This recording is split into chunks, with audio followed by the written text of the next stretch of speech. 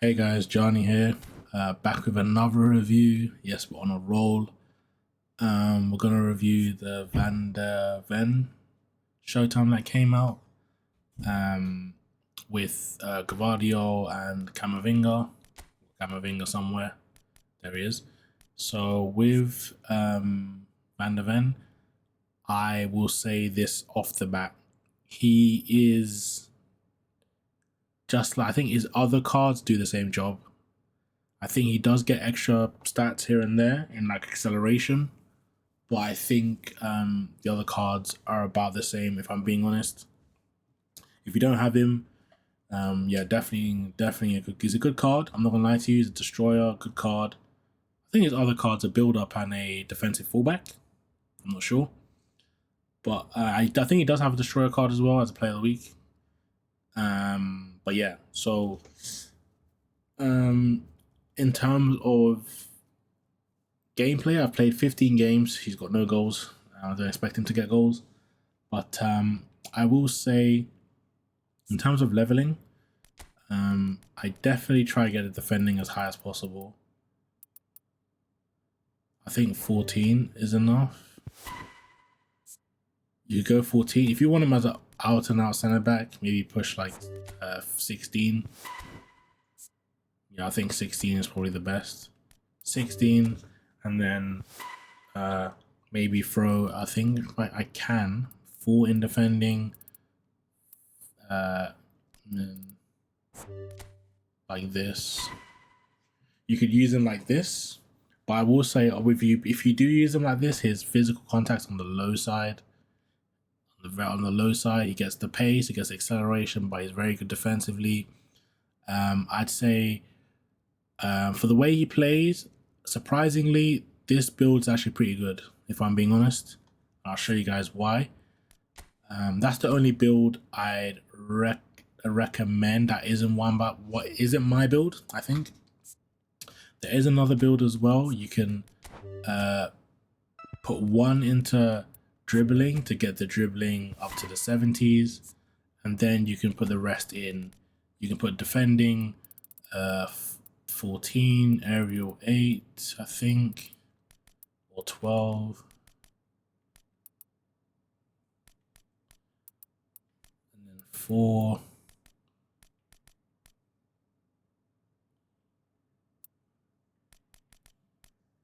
Maybe 2. So this is another build I'd recommend. I think this is what I should stick with, but I know I don't end up using this build. So you get the dribbling above 70, you get pace, you get decent physical contact, and you still get defending as well. With this build, you can play him as a left back and a center back as well. So it's pretty cool. But for me, I think the pace is way too much. I think for me, I'd definitely play him as a center back. I don't think I'd play him as a wide, as a left back. But I would play him as a wide CB. I'd definitely go 4 into dexterity, 4 into aerial, 8 into lower body, and then the rest straight into defending. I think this is exactly what I'd go for. I'd go with pace, decent acceleration, very good physical contact, 88, very good tackling, very good aggression, very good defensive engagement, and defensive awareness. And with the form, his dribbling would go to in the 70s as well. So yeah, this is what I definitely went with. This is my build. Now, in terms of the actual card, I will say this is a good card against the Mbappe, against the Leao, Neymar meta. And what I mean by this is when the ball is kicked back towards, not back towards goal, but like at an angle where the pass is so obvious down the wing, they're gonna pass. I think I'm just gonna show you some clips. I think that's just better to explain. But in terms of skills, I don't know. I'll be honest with you. I don't know what skills I'd probably give him. I definitely give him acrobatic clearance from what I can see. Acrobatic clearance is a must. I definitely go with one touch pass and through passing as well.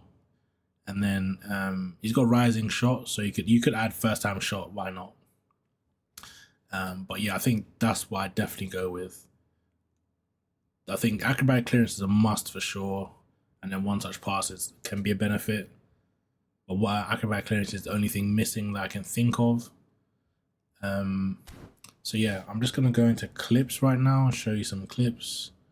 So with Van der Ven, this is his bread and butter right here. When the ball is on the halfway line, this is where he shines. Because as you can see, we're able to win the ball, and his passing, I was very surprised with his passing. I know his passing is in the 70s, I believe. His passing is, yeah, 70s. So he was quite good with his passing. He was very good with his passing.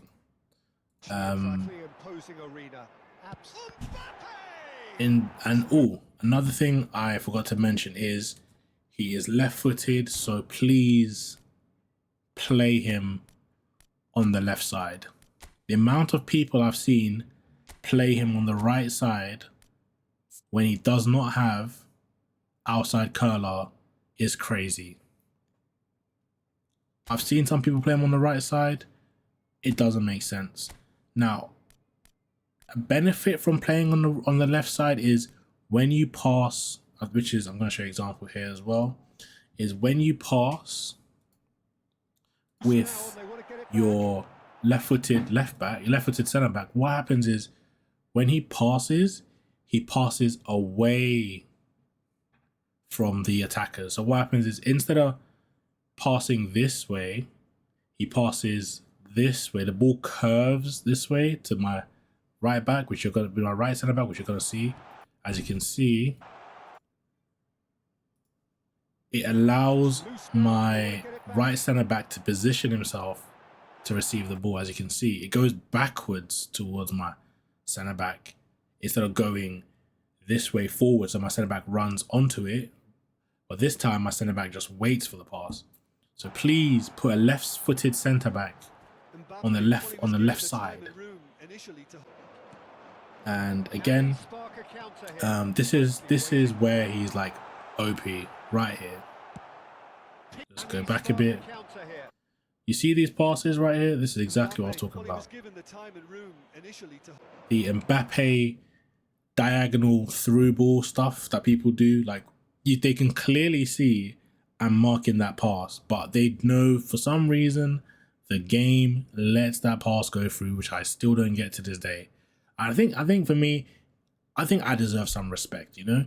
Like, I'm not shit at defending. I'm a Div 1 player. So if this passing lane, if you can see this passing lane is cut off, do not play the pass. I can see it, but people still do it anyway.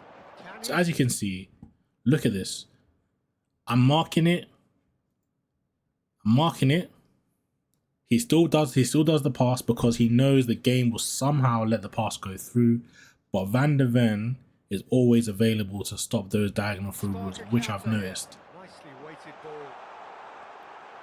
So we were able to get the ball back luckily, and again, his clearances / weighted pass, whatever you call it, always finds someone. And I think this is the example right here. Here's Van der Ven again. He's gonna the typical I think everyone does, not everyone, but all the like brainwashed, like I think their brains are fried. Like they play the same way every game, and it's now like muscle memory. This pass is marked, but is he still going to do it? Yes, he is. And look at Van der Ven, there to stop that shit. I noticed that a lot, and as you can see here, he's going to do it again. Clearly, Van der Ven has this marked, but is he going to put the pass through? Oh yeah, damn right he is. Look at that.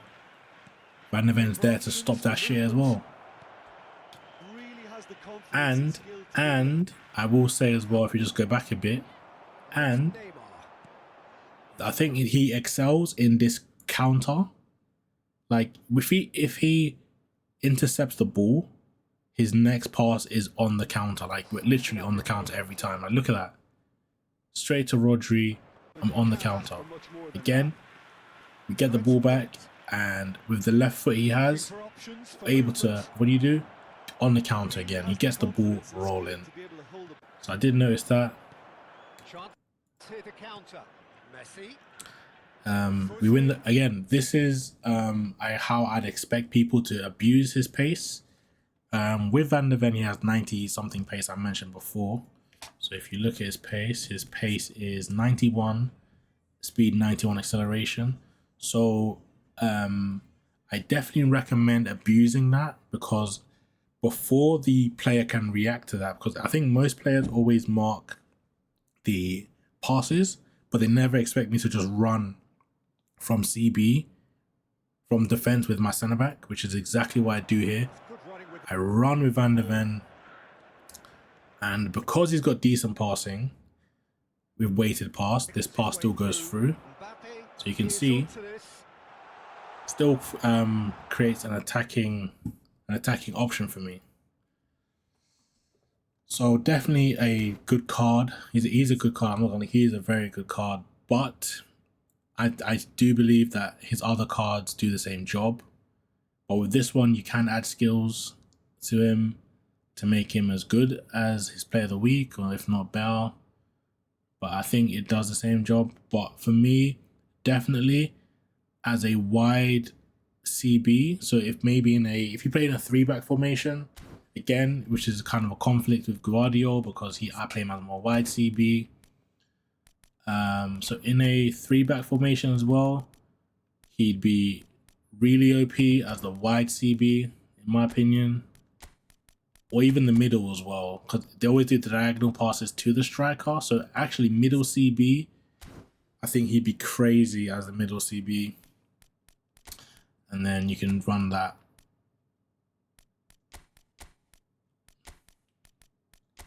Yeah, I think he'd be crazy as a middle CB. But in a 4 at the back formation, I'd highly recommend playing him on the left side of the pitch as a left footer, so that when he does win the ball, he's able to just like initiate the counter either by running with him from defense to attack, or just kicking it out wide to the winger or your CDM. I've noticed that it's very, very good. So I definitely think he is the diagonal ball killer. So from the winger to the striker, I think he sniffs out that rubbish. So definitely recommend him for that. But again, I will say against Hullet, the aerial battles is not the greatest. So if you're willing to sacrifice maybe the acceleration, so put no acceleration in and just slap in 4 in lower body and then the rest in aerial, maybe 10 in there. Let's see. Can we get to 90 at least? We get 90 physical contact. Can we get the jumping up as well? So maybe 12. Maybe just run this.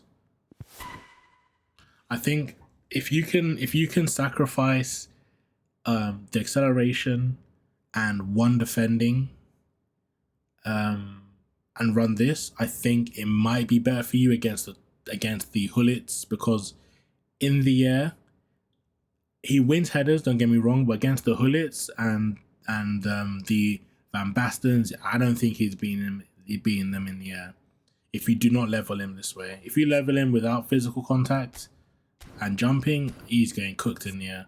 He's more of an on-ground kind of centre-back, I have noticed that, whereas other destroyers like Rudiger, they're very good in the air. I don't think he's the greatest in the air.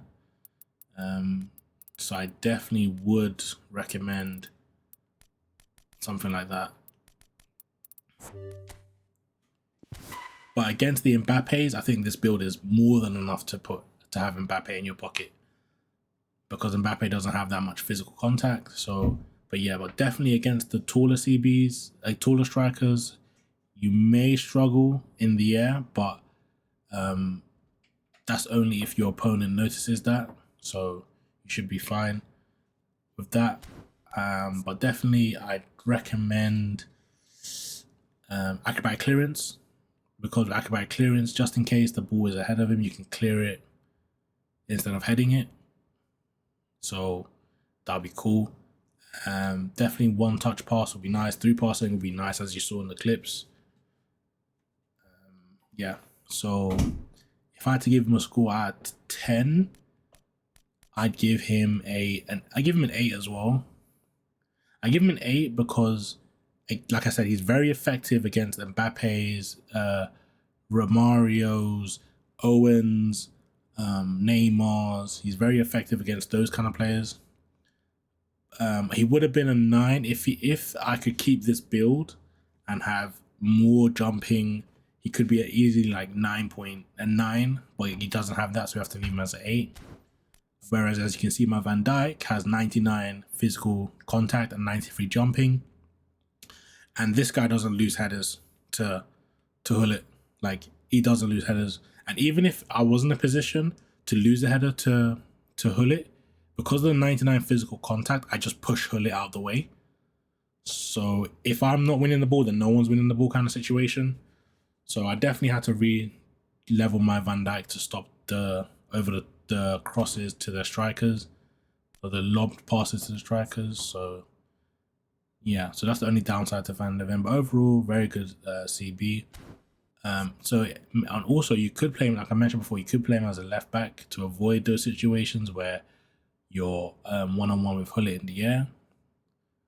But yeah, overall solid card. Hope you guys enjoyed the video. Stay tuned for the next one.